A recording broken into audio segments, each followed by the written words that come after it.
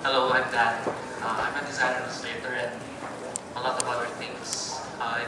If you work in the creative industry, I think you have done a lot of different things from like designing, branding, and illustration, sculpting, a lot of other things. The reason why I do it is because I like being multidisciplined and also because may ADHD lang ako. Gusto ko lang gumawa ng maraming things.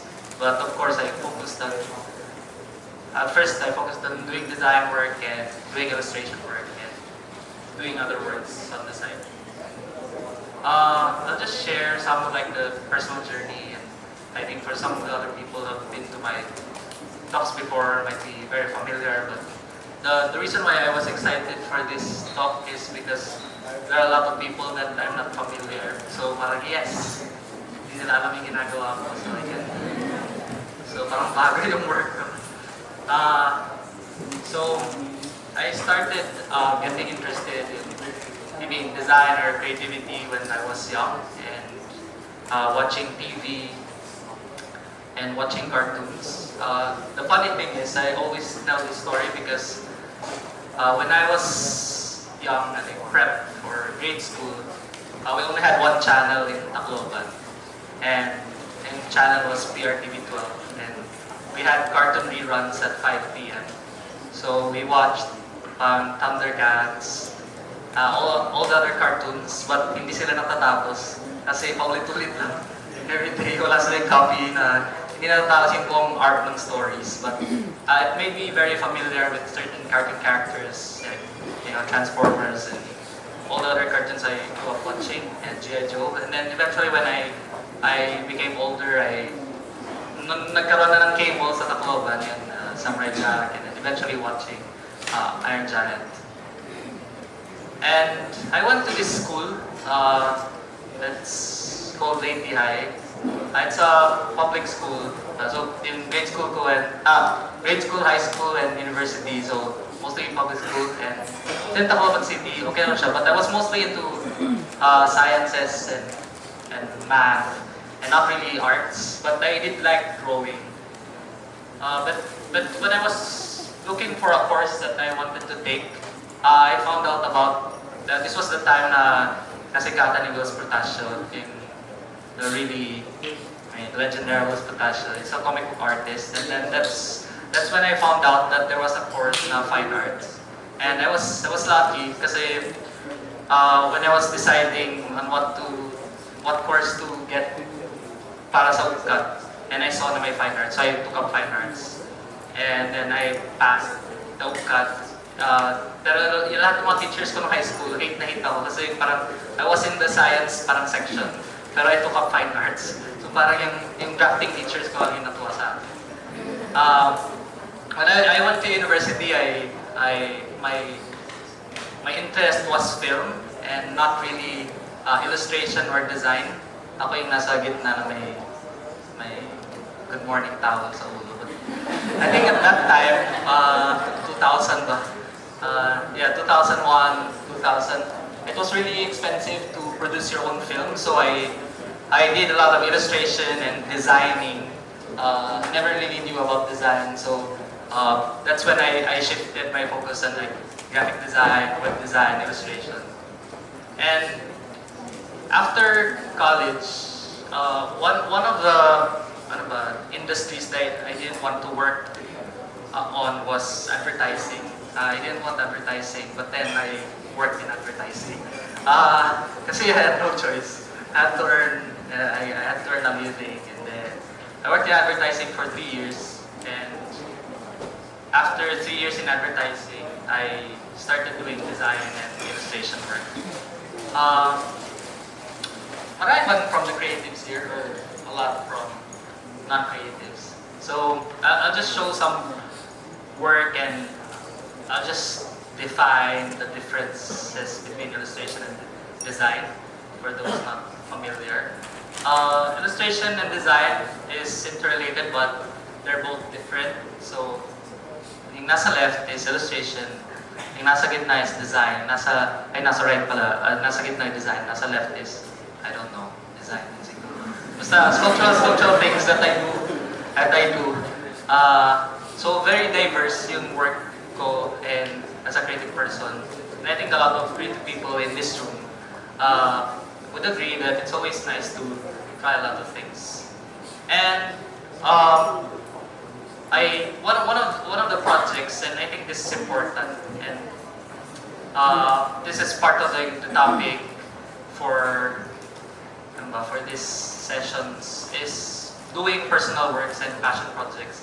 In design, in general, I'm very passionate about design, illustration, and creativity, but it's always important to have parang time to create your own personal projects. And this, yung Versus Hearts na series that I did way back like 2 years ago, it's one of the really side projects that I like doing, and it got me a lot of jobs, and I think a lot of parang exposure for my work, and a lot of people became familiar with my work because of this. So the idea here lang was yung rivals in real life, actually they loved each other. Kasi pag wala yung isa, hindi mag-exist yung isa. And I think it's always been like that for heroes, superheroes and supervillains. So the villains define the hero, and the hero defines the villain. So parang ito lang yung idea niya. And I do a lot of personal projects apart from actual work. Illustration, for me, I like doing illustration work because it's not really self-expression, but it's close to that. Art is self-expression, but illustration is translating different concepts visually.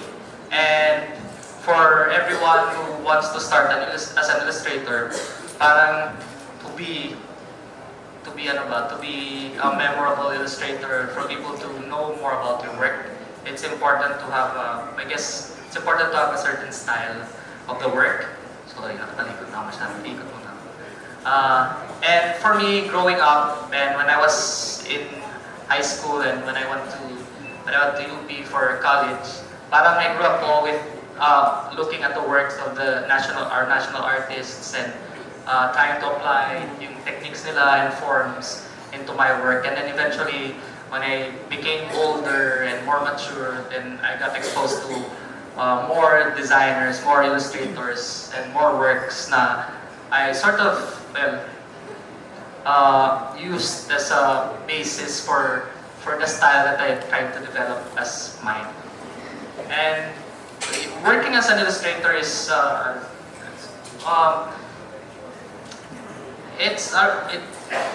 mahirap. It's a hard career path to take, but I think it's doable.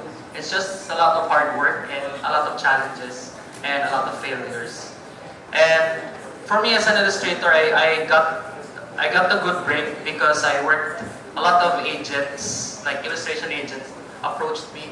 So parang how it happens is, so these 3 different agencies, they're the ones who look for jobs for me. So different brands, so iba-ibang countries sila. So yung YCN's in the UK, Agent Pekka for Europe in general, tapos yung Vision Track is for Japan, Pekka yung sa US din. So parang what happens is they look for jobs and clients for you.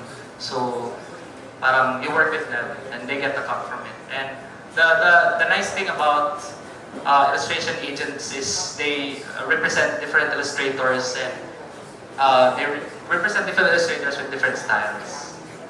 And the process in creating illustration work, well, for me specifically, is do research, and basically lower level research lang. So the client gives me the brief, and parang And from there, I create the ideas like sketching and then execute it based on that. Execution meaning lang is to work in front of the computer. And as an illustrator, there are a lot of challenges. One is, of course, finding your own style, but like what I always tell young illustrators or student illustrators is, you don't have to rush yourself to find your style. It eventually, you will eventually come up with your own style after some time. And of course, evolving your style, schedule and time zones. Kasi most of the time, yung mga clients, your clients as an illustrator would be from here or other countries, so you have to work around the schedule. And then, the most challenging part of being an illustrator is illustration as a viable career. And I'll just show some sample works that I did before. When Google launched their material design language, they worked with different illustrators to create parang visual design and illustration for every product. So for me, I worked with the team in Mountain View, and I still work with them for other projects to create different concepts and illustrations to represent yung mga different services nila. So this is the stuff I did for Google Apps for work before. So I just created different backgrounds and different illustrations. So as an illustrator, if this is the style that I work with, and this is the style that I define. So very abstract and simple and shape lang. Tapos okay naman. So apart from working with tech companies, I work with other commercial companies and the tech companies. So as an illustrator, it's important to have really good ideas kasi it defines the story of your work. So, sorry, pangit lang yung mga sketches ko, sobrang pangit. Nung una kasi, when I was doing illustration work, kinakareer ko yung sketches kasi para ma-approve. Tapos, parang medyo nasanay na ako na ganun-ganun lang yung sketch, tapos na-approve din naman. So, parang better to actually. So, I do a lot of sketches for a lot of work. So, this was for Qualcomm, and they started Formula E Championship. So, para siyang Formula race, pero electric yung cars. And I created different posters for all the different countries. The idea here was to use the flag of the country and use the landmarks of other country and in conjunction with the flag. So, Punta del Este, Buenos Aires for Argentina, and Beijing for China, Putrajaya. So all the elements of the flag and yung landmarks of the spaces, of the countries are there. So as an illustrator, most of the time you work with an ad agency or design studio, and your role is to visualize their ideas in your own way. So for Monaco or for Berlin. So different countries lang siya. And I also did the one for this year. So mostly featuring the car and the countries and the flag. So ito siya. Ang simple lang yung idea and creating it through illustration. And the other side of what I'm doing naman is design. The difference between design and illustration is design is not, for me, design is not defined by a particular style, but it's always about learning about the brief and learning about the client and making the client's personality come out through the work that you do. And so yung sample lang dyan is the trophy that we did for Adobe Design Award. So it's also very multidisciplined. And for design, the process is a bit longer and very different because you do a lot of things. And the first is research, so medyo mas extensive yung research for design. And idea generation and execution, and there's production and iteration. Iteration lang meaning even after production we try to fix a lot of things and reproduce it again. So mas longer yung process niya. But the good thing about design work is you always work with a team. And I won't go into a lot of details of the design work, but we've worked with in sa Cagayan, we created disaster preparedness programs and games. So we branded the event and we created the materials. The idea here was to educate the kids, but through games. And we worked with Japan Foundation and Izakairu and a Thai game designer to develop this. So our task here was to create the illustration design and the concept. And apart from that, we do a lot of brand identity works, meaning lang in simple terms, just creating the logos and the materials for companies. And of course, trying different things like for back alley, barbershop, parang yung GC that you can pop out. So instead of normal GC, we created a different solution to redeem your GC. Instead of pupunitin yung papel, you pop out the coin. And then inside their shops, they have a lot of coins that they collect after you redeem it.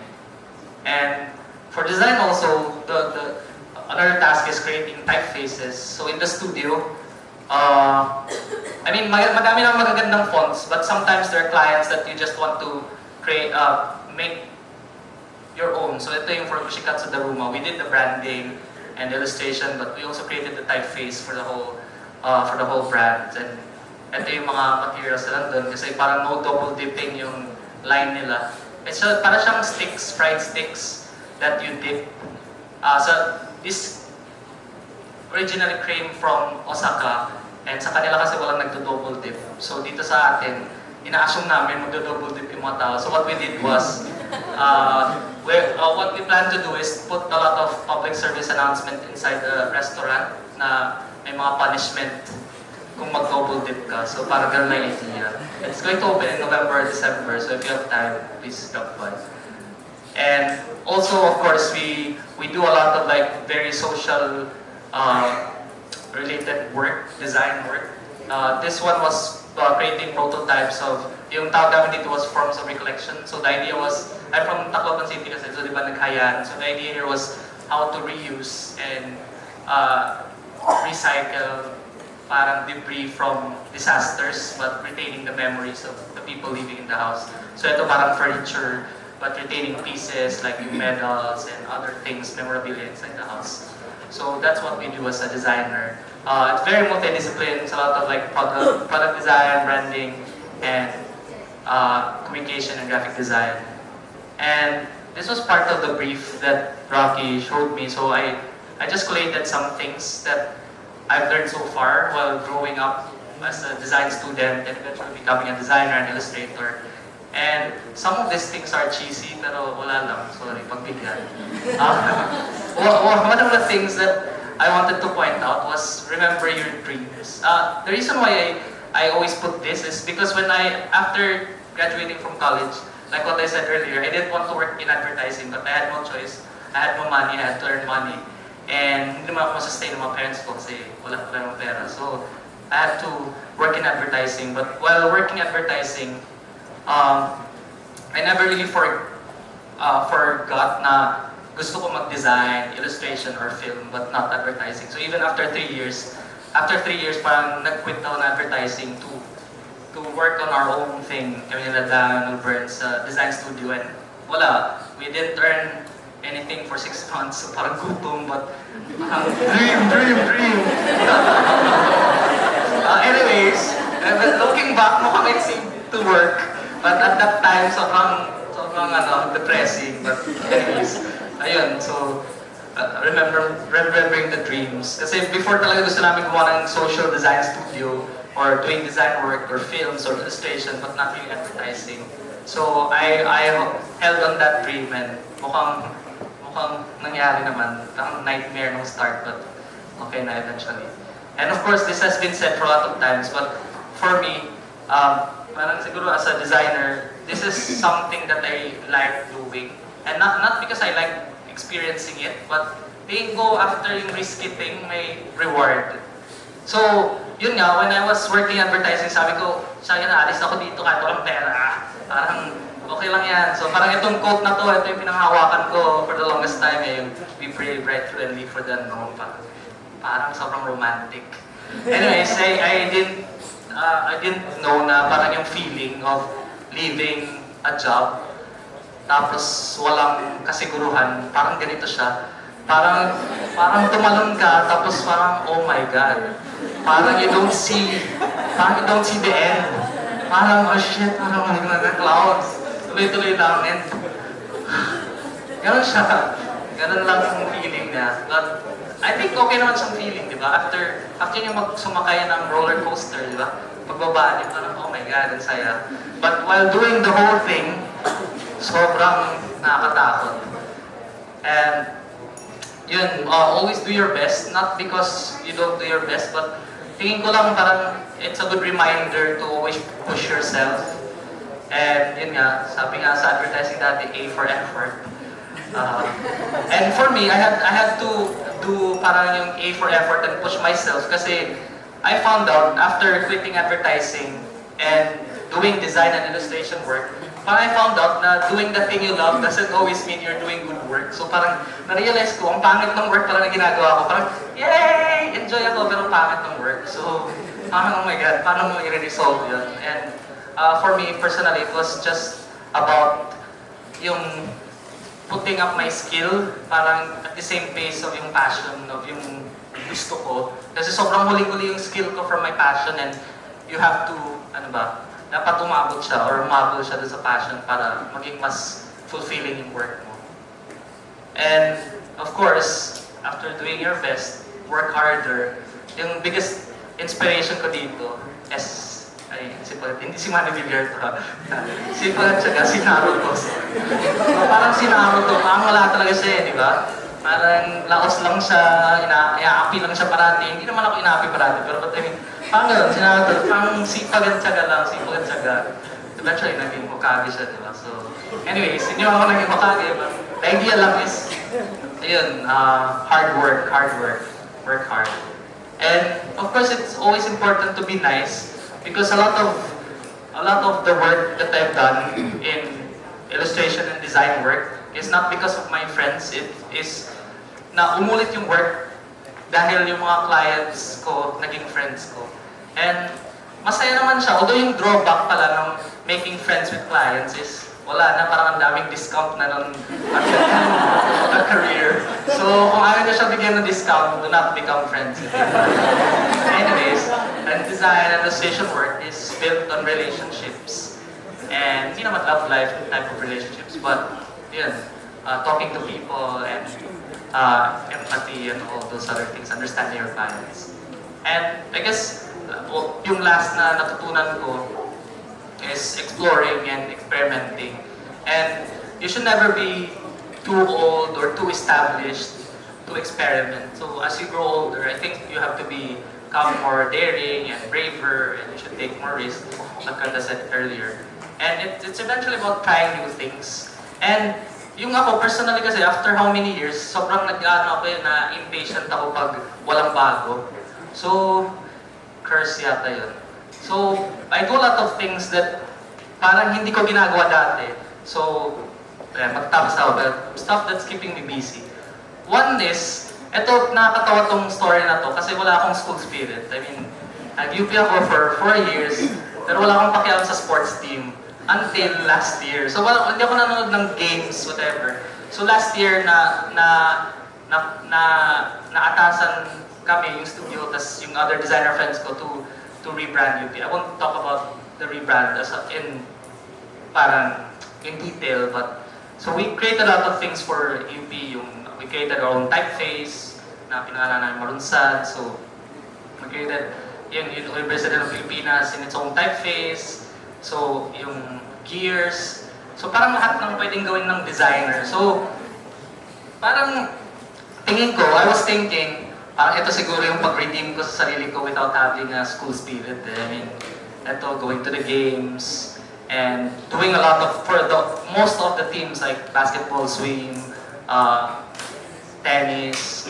And itong feeling na to, ito yung na-feel ko nung parang dumadami na yung tao nanonood. So parang, feeling ko nagka-school spirit na ako. So sobrang weird to for me kasi naging active ako, tapos parang na-feel ko na naging matanda na ako.